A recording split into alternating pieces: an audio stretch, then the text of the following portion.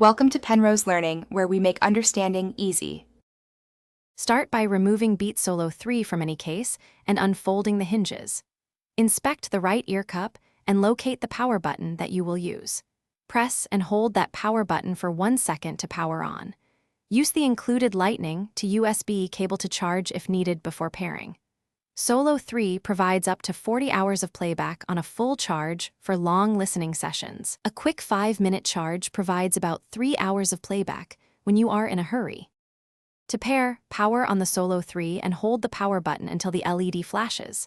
Open Bluetooth settings on your phone, tablet, or computer and make sure Bluetooth is turned on. Look for the device name Beat Solo 3 in the list and tap or click to pair. Keep your source device within 30 feet, which is about 9 meters, for best signal strength during pairing. Once connected, you will hear a confirmation tone and the LED will stop flashing. Play audio to verify that the headphones are sending sound. If Bluetooth is not available, use the included 3.5mm audio cable for a wired connection. That wired mode works without battery power when you need immediate audio access.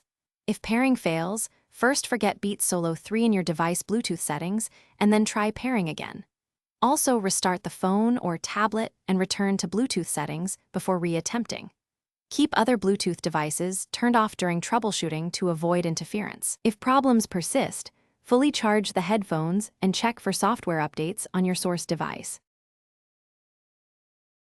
Thanks for watching. If this was helpful, leave a like and consider subscribing. See you next time.